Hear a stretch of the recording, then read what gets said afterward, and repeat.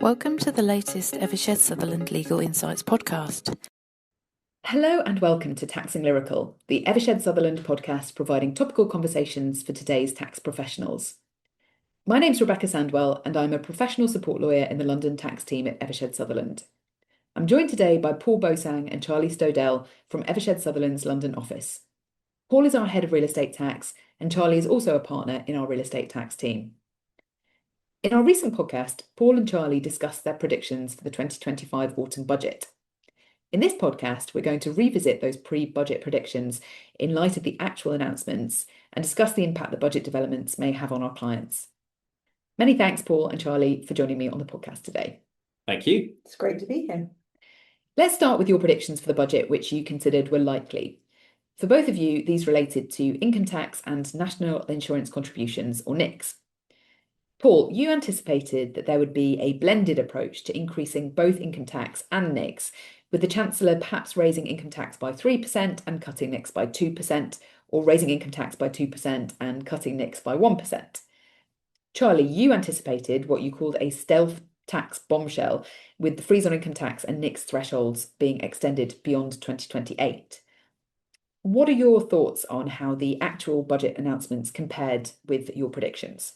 Well, Rebekka, to jump in, it's always nice to be right, but in this case, perhaps not quite so nice. The stealth tax bombshell did eventuate, as we suspected.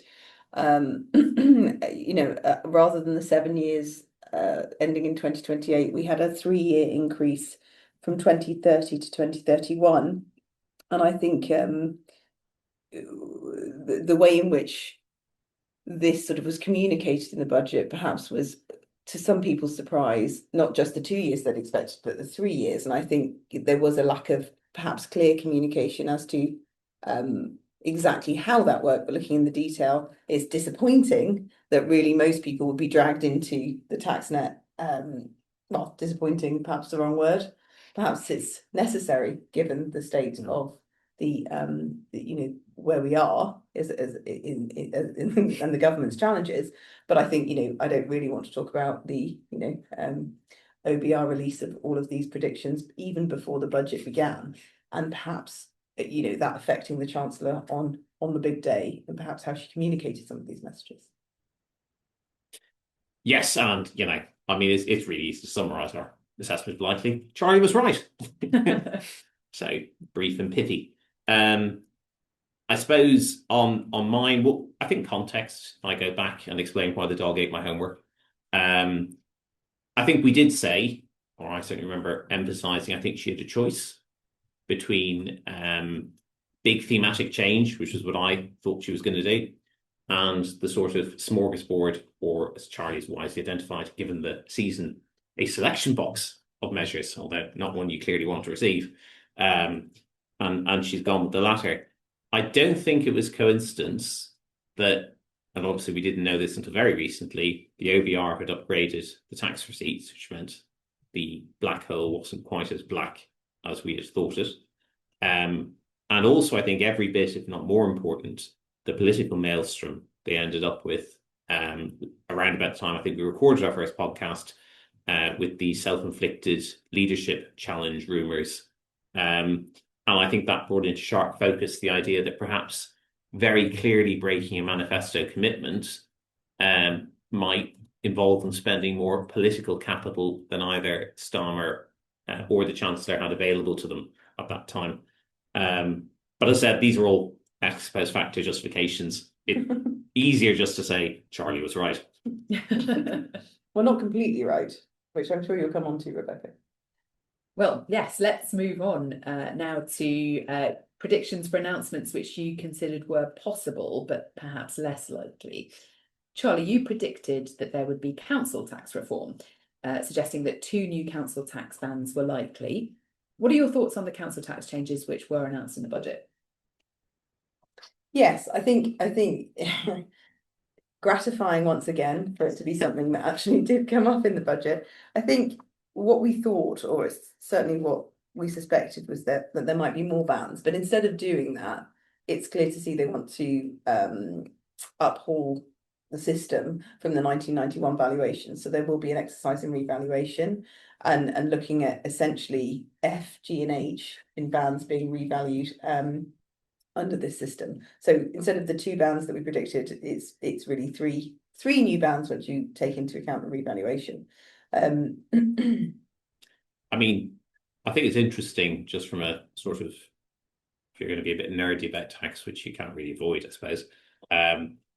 One of the reforms around residential SDLT was this idea of trying to stop cliff edges, and the idea that we didn't like cliff edges because they distorted the market. And again, I think in the vein of political expediency, she has absolutely reintroduced cliff edges. Yeah.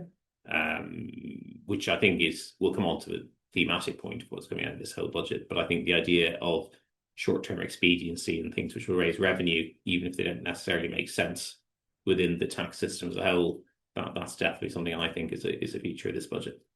Yeah, and I think I mean people are talking about this as the mansion tax. I mean this is them targeting the high value properties, which they said they were going to do. I think interesting that they think it will raise about 400 million annually by 2031. So it's clear to see what this is going to do and perhaps the direction of travel, if you like. But the surcharge, I think what I had thought was that it would apply to properties from 1.5 million. Interesting to see that was pushed to 2 million and starts from April 2028, because I think they've given themselves enough time to actually do the revaluation exercise. But it's almost one of those things where I expected that to be a slightly lower level, and I was quite surprised by the 2 million threshold. I don't know, Paul, Yeah. were you surprised, or did you think that's about right? No, I thought even when you said it, I thought it was quite likely. There was so much pressure on them to come up with a wealth tax. Yeah. I think it's odd that they've picked, because again, if you wanted a wealth tax, you'd at least say, well, let's tax the net equity in the property. Yeah. So tax the value minus a secured mortgage, for example. Yeah. Not done that. I find it slightly odd. I get the feeling very much that this is flag waving, not tax raising, because 0.4 million in the context of a budget that's raising north of 20 odd seems to be almost economically insignificant. Yeah. And we'll come on to some of the other measures that clearly have got far fewer newspaper headlines than this. But to me, this looks to me almost like a political tool to serve a purpose similar to VAT on private school fees, which is let's get them talking about this rather than freezing the rate bands. Yes, I see that. Okay, so let's move on to Paul's prediction for something which was possible but perhaps less likely. Paul, you predicted that there would be additional tax on LLP profits. I think you said even if that meant just adding a couple of additional percentage points to the NICs payable. Yeah. I assume you were relieved that change didn't materialise in the budget? Very relieved, as a bastion of independence, couldn't possibly say. But yes, I was. I was, again, slightly surprised they didn't do anything, but not really on the same point of additional data. I thought it was really interesting. After all of this discussion, which was around about the time the income tax increase was going on, there was something being leaked in terms of the Treasury forecast. And I found it interesting. The Treasury forecast showed that increasing significantly the tax on LLP professional services firms' profits wouldn't necessarily lead to increased tax take, certainly in the short, medium term for the Exchequer. And part of the reason for that was they thought it would force some form of behavioural change. I know we've talked about it briefly in the past. I don't think many people know, but the effective rate of tax in professional services firm is very frequently not headline rate. Most firms that I know of are north of 50%, even if only slightly. So the reality is you're already paying a very significant effective tax rate. I think the real danger would have been if this had come in, certainly at the full rate of NICs, you would have pushed firms towards an incorporation model. And I think certainly from Treasury and the Chancellor's point of view, that's a risk-on bet, because whether and how much of that money then trickles out of these incorporated firms is much more difficult to predict. People can leave the cash in the business. At the moment, any law firm reinvesting, which particularly given AI seems to be almost all of us, all of those investments are coming out of post-tax profits. If we could do it essentially out of profits taxed only at 25%, it would clearly be an awful lot cheaper for us to do that. So I'm grateful it happened, but I don't think it was out of any sort of sense of beneficence on her part. I think was very much down to whether she thought it would actually raise money or not. Okay, that makes sense. Thank you. So finally, let's revisit your wildcard predictions. For both of you, these related to stamp duty land tax, or SDLT. Paul, you suggested that the government might abolish residential SDLT and introduce some form of annual property tax, for example, by operating council tax bans. Charlie, you thought the government might do various things, potentially reducing the upfront cost of residential SDLT, perhaps introducing a longer period for buyers to pay the tax. You suggested the government might increase the SDLT surcharge on second homes and buy-to-let properties, potentially impose SDLT on the transfer of shares in property-rich companies. And finally, you suggested that the government might even go so far as to try to simplify the SDLT regime so that an ordinary taxpayer could understand it. In light of these predictions, what are your thoughts on the actual budget announcements? Disappointment generally from my perspective, and disappointment in myself for getting my wildcard predictions completely wrong. So contrary to any of that speculation, the SDLT system remains unchanged with most property transactions. No new bans, no SDLT holidays, no replacement with an annual property tax, which I know, Paul, was your wildcard. I think one thing to mention, just because it sort of makes me feel like something on SDLT did change. I think just important to note there was a new relief announced for the LGPS, local government pension schemes, transfers of property. But of course that goes to a government policy where they want to see the those assets pooled anyway, the LGPS assets pooled anyway. So I'm not sure that that's going to make a huge difference. No, and since LGPSs are ultimately all owned by the Exchequer, it's the Exchequer giving itself a tax relief, which again, I suspect the net cost is probably zero. Well, let's not be cynical though. Christmas time for that's true. That's true. Let's not be cynical. but if we can be skeptical, and again, I'd note that unlike Charlie, I have a perfect record of my predictions because all of them wrong.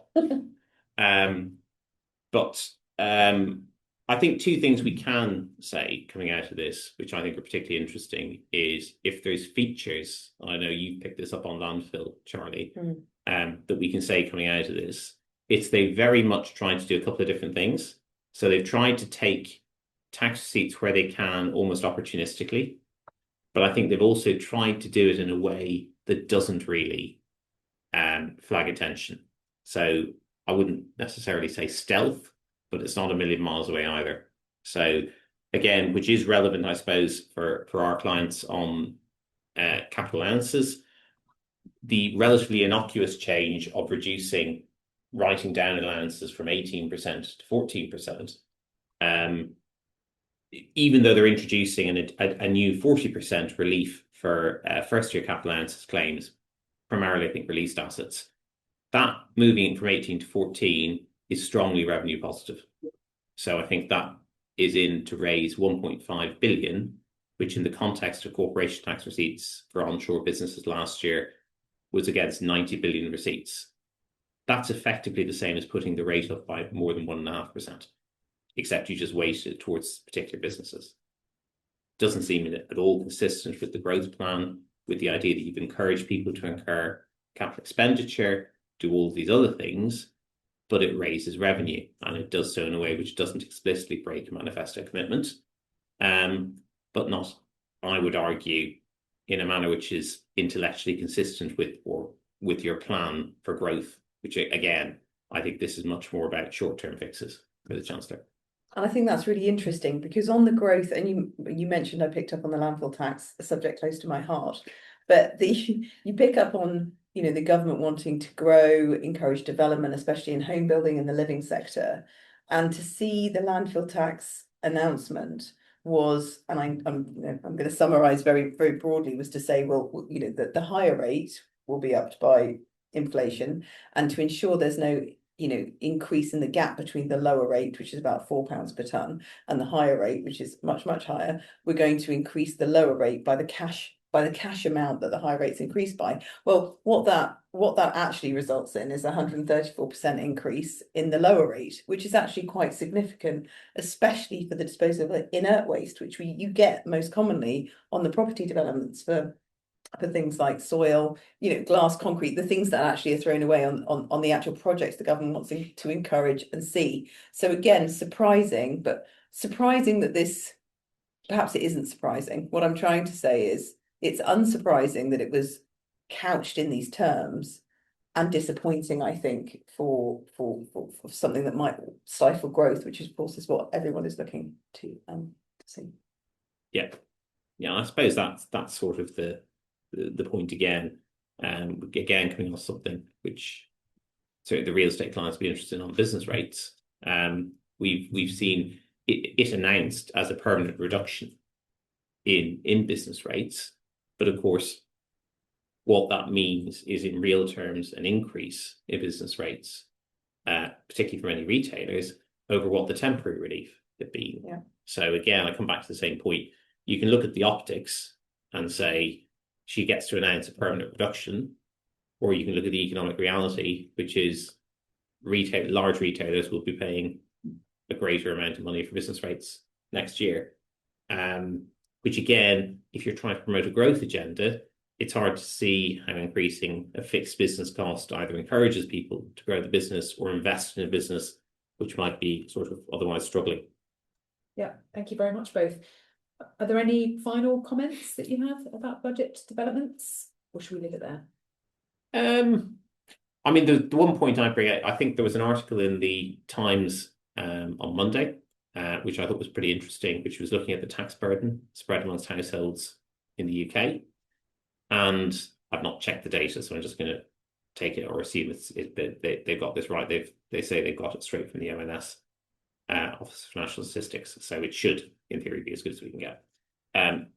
In 2002, according to the article, very broadly, 50% of households in the UK essentially took as much out as they put in terms of all. We're not talking about just tax here. We're talking about sort of health benefits, education, across the board. 50% roughly was the break-even point between households becoming net contributors as opposed to net recipients of benefits aggregated from the state. That number in 2024 had effectively risen to 67%. So you're looking at 2/3 of people being net recipients from the state. So there's been a very material shift in the tax burden over the last 20 years, and very strongly towards the upper end of the income spectrum. So there's definitely a political point here that now more than 60% of the population seem to feel that the top earning 40% should pay ever more. I'm not convinced that's economically sustainable. Okay, thanks, Paul. That's really interesting. Okay, well, that concludes today's podcast. Thank you very much, Paul and Charlie. Thank you. Thank you. Thank you for listening to Taxing Lyrical. We hope you've enjoyed the podcast. Thank you for listening to the Evershed Sutherland Legal Insights podcast.